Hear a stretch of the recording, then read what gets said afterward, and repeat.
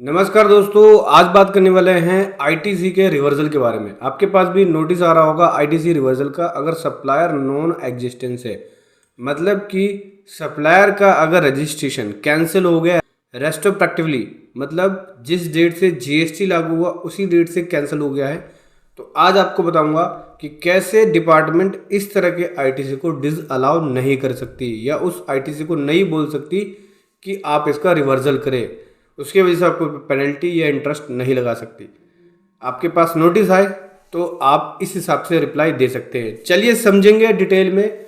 आज आपको बताने वाला हूं, बहुत कुछ सीखने को मिलेगा, बहुत कुछ समझने को मिलेगा। उससे पहले बताना चाहूँगा, जो भी भाई बंधु मेरे चैनल पर पहली बार है, इस वीडियो को पहली बार देख रहे हैं, जिन्होंने अभी तक सब्सक्राइब नहीं किया, सब्सक्राइब कर लीजिए, साथ ही साथ बेल आइकन पे भी क्लिक कर लीजिए ताकि इस तरह का कंटेंट आपको मिलता रहे। सो दोस्तों, सबसे पहले मैं केस यहाँ पे डिस्कस करने जा रहा हूँ टीवीएल सैलून ऑप्टोविज private limited versus assistant commissioner. ठीक है, मद्रास हाई कोर्ट का ये केस है। इसके अंदर देखो, पहले केस के बारे में समझो। टैक्स पेयर रजिस्टर्ड पर्सन है जीएसटी लॉ के अंदर और रेगुलर रिटर्न फाइल कर रहा है। डिपार्टमेंट ने ऑर्डर इशू किया कि आईटीसी जो लिया है उसको रिवर्स करो, क्योंकि जिससे परचेज किया है प्रिंस सेल एजेंसी, इसका रजिस्ट्रेशन कैंसिल हो गया रेस्ट्रोस्पेक्टिवली, मतलब 1 जुलाई 17 से इसका रजिस्ट्रेशन कैंसिल हो गया। तो इसे जो परचेज किया है वो डिसअलाउ होगा और उसका आईटीसी आपको रिवर्स करना होगा। टैक्स पेयर ने बोला कि भाई देखो, हमने पार्टी से जो परचेज किया उसका प्रॉपर हमारे पास इनवॉइस है, ईबे बिल है, चालान है, बैंक स्टेटमेंट है, जो पेमेंट करी वो पेमेंट रिफ्लेक्ट हो रही है बैंक में, एक एक चीज़ है हमारे पास, रेलिवेंट इनवॉइस है, तो हमारा आईटीसी डिसअलाउ नहीं होना चाहिए। क्योंकि जिस समय हमने उससे माल खरीदा है उस समय उसका बिजनेस चल रहा था, ऑपरेटिंग बिजनेस था, बाद में जाके बंद हुआ, ये अलग मैटर है।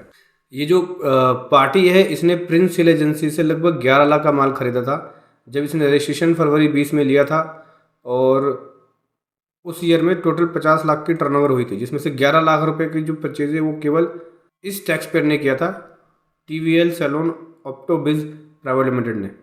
ठीक है, तो देखो, जो भी माल खरीदा प्रॉपर गुड्स रिसीव हुआ, इनवॉइस था, ईबे बिल था, एलआर की कॉपी थी, पेमेंट जो करी थी बैंक में रिफ्लेक्ट हो रही थी। तो टैक्स पेयर ने बोला भाई हमारे पास सारी चीज़ें हैं, एक जेन्युइन परचेज है, तो ये हमारी डिसअलाउ होनी नहीं चाहिए, क्योंकि जिस समय ऑपरेटिंग पीरियड था उस समय उसका नंबर एक्टिव था, बाद में कैंसिल कराया हो वो अलग बात है। तो कोर्ट ने इसके लिए जजमेंट भी दिया और टैक्स पेयर के फेवर में दिया कि भाई जब इनकी परचेज जेन्युइन है, सारे डॉक्यूमेंट है, सारे एविडेंस है, तो इनका आईटीसी डिसअलाउ नहीं होना चाहिए। जो सेकंड जजमेंट है वो भी देख सकते हो, जो सेकंड केस है वो देख सकते हो, जो कि गार्गो ट्रेडर्स का है, एमएस गार्गो ट्रेडर्स का है और कलकत्ता हाई कोर्ट का केस है।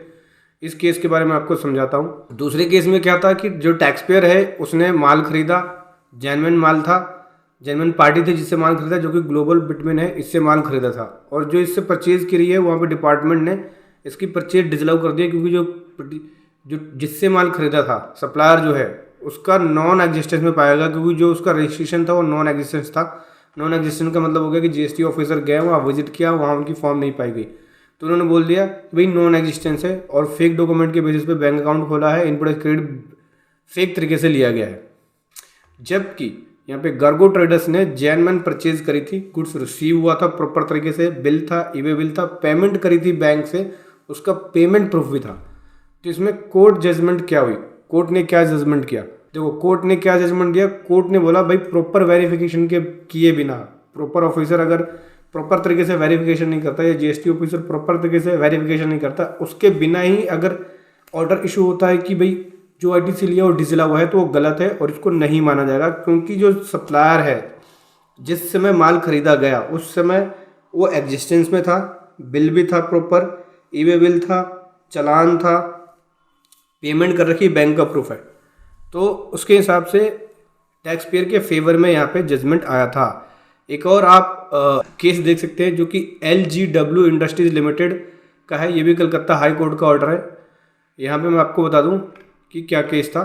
तो देखो, जो लास्ट जजमेंट है इसमें भी सेम यही बातें की गई है कि जो परचेज किया गया, अगर प्रॉपर डॉक्यूमेंट है, प्रॉपर आपके पास सारे बिल है, एक्चुअल में गुड्स रिसीव हुआ है, तो उस केस में बिना प्रॉपर वेरीफाई किए ऑफिसर यहाँ पे आईटीसी को डिसअलाउ नहीं कर सकते। इसके लिए जो अलग अलग जजमेंट्स इशू हुए हैं, सुप्रीम कोर्ट का जजमेंट है या अलग अलग हाई कोर्ट का जजमेंट है, वो भी देख सकते हैं। बिना उसको देखे ऑफिसर यहाँ पे नोटिस इशू नहीं कर सकते। तो कॉन्क्लूज़न क्या है? देखो कॉन्क्लूज़न ये है कि अगर आपको इस तरह का नोटिस आए तो घबराने वाली बात नहीं है, इसका आप रिप्लाई दे सकते हैं और जो हाई कोर्ट के जजमेंट है वो लगा सकते हैं। अगर आपने जेन्युइन माल खरीदा है, एक्चुअल में गुड्स रिसीव हुआ है, प्रॉपर आपके पास बिल है, इनवॉइस है, ठीक है, पेमेंट करी है बैंक से, तो वो आपका कंसीडर की जाएगी आईटीसी, उसको डिसअलाउ नहीं किया जाएगा। आपके पास ई वे बिल है, इनवॉइस है, ई इनवॉइस है, तो वो प्रॉपर डॉक्यूमेंट है और आपकी सप्लाई एक्चुअल और जेन्युइन मानी जाएगी, ठीक है। अगर रेस्ट्रोस्पेक्टिवली कैंसिल कर दिया जाता है किसी का रजिस्ट्रेशन तो वो आपका उस तरह का आईटीसी डिसअलाउ नहीं होगा, क्योंकि जिस समय एक्टिव था नंबर उस समय बिजनेस ऑपरेट चल रहा था। अगर बैक डेट से कैंसिल मारता तो इसका मतलब ये नहीं कि बैक डेट से उसकी फॉर्म बंद हो गई, ऐसा नहीं है। तो दोस्तों इस तरह से आप रिप्लाई दे सकते हैं। वीडियो कैसे लगी ज़रूर बताएं। Thank you so much. जय हिंद।